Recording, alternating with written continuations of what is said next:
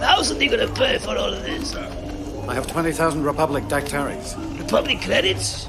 Republic credits are no good out here. I need something more real. Thank you, everybody, for joining us. My name's Matt Rosu. I'm in the economics department at Susquehanna University with Ben Smith, again, from the University of Nebraska at Omaha to talk on the economics of Star Wars. Ben, thanks for being here again.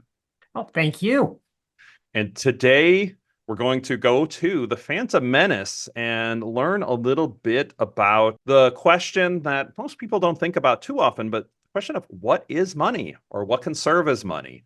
And we will start by watching a short clip from the Phantom Menace right now. T14 hyperdrive generator. Be in luck. I'm the only one hereabouts who has one. But they might as well buy a new ship. It would be cheaper, I think, huh? Saying which, how's they gonna pay for all of this? I have 20,000 Republic Dactaries. Republic credits? Republic credits are no good out here. I need something more real. I don't have anything else, but credits will do fine. No, they won't. Credits will do fine. No, they won't! What, you think you're some kind of Jedi waving your hand around like that? I'm a Toydarian. My tricks don't work on me. Only money.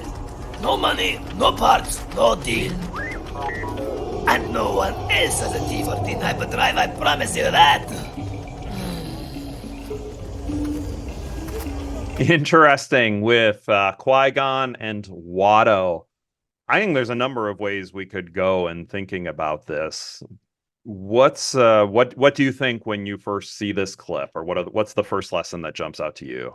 So, as just like you, I think there's a number of components to this that are interesting. One of the most fundamental things about money is that it has to store value.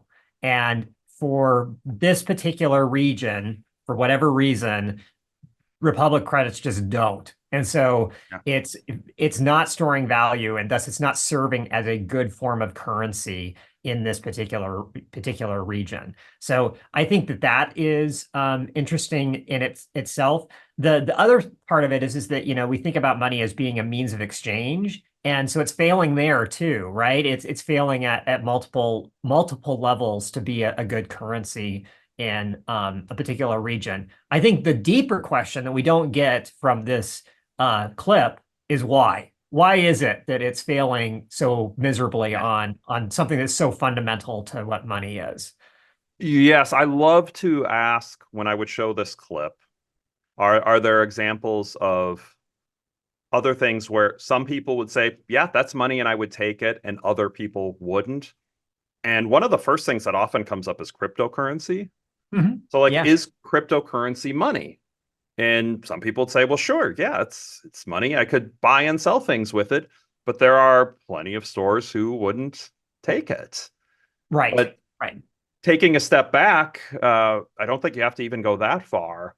I haven't tried this, but I'm curious if I went in with Canadian dollars to the local store. Right. Guessing, yeah, there's a way you could look up the exchange rates, but I'm guessing most of the cashiers just simply wouldn't take the money. I'm saying, sorry, it's Canadian dollars. We're not going to take that right now. Or British pounds. British pounds are actually worth more than the US dollar. Right. Yeah. But I don't think they would necessarily take this. The part that, I've seen this a bunch of times, and part of what's fun of these clips is you see them again and you think of new things. So Watto says, the mind tricks won't work on me, only money. It's clear he's incredibly money motivated. Right. These Republic credits have to have value elsewhere. Mm-hmm. How tough is it?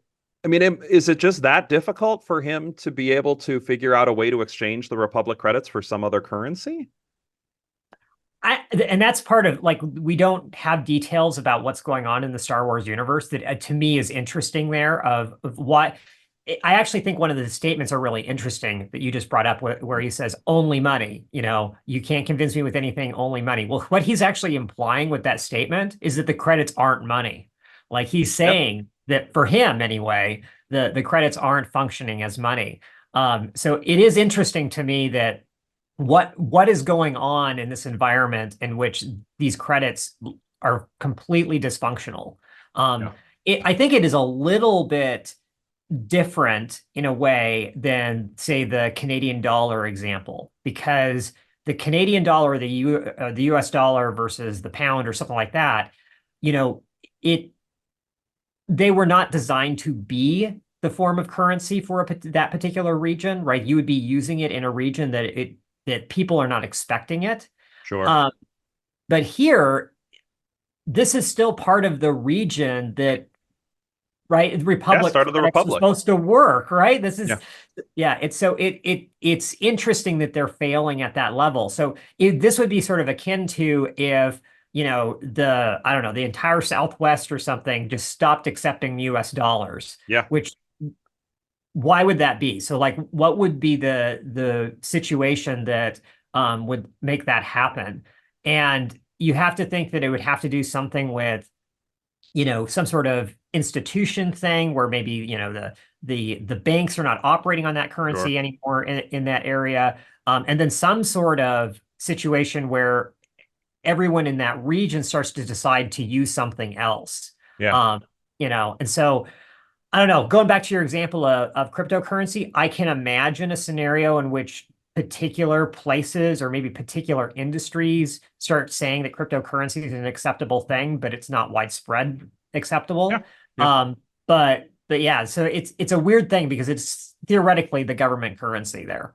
Yeah, that's interesting. And you mentioned like what else could have happened. The third thing that I think could have happened and really has happened in some places over time is it could have hyperinflation. Right. And they Yeah. just don't trust getting those. And there have been places over time where the, you know, the dollar becomes incredibly valuable because they know it's a store of value that's reasonably stable.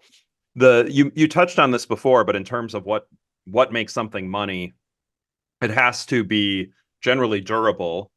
And I guess electronic credits, as long as they can't be hacked, are generally Sure. durable. Sure. Portable, and then also a store of value. And I think the fourth is commonly accepted as Right. Yeah. a medium of exchange. And this one is just not being commonly accepted, and it, at least to Watto, it's not valuable. It's certainly, I think the durable and the portable would have hit, but those other two failing at some fundamental level. Oh. Well, thank you to everybody for watching. If you've watched this and you come up with some other insight, like why isn't Watto taking the money? Love to see a comment on that. This is part of a series of videos on economics and Star Wars. I actually have others on the channel about economics in the movies in general. So please like and subscribe, and you will get notified when the next videos drop. But Ben, thanks again. And to everybody else, we'll see you in the next video.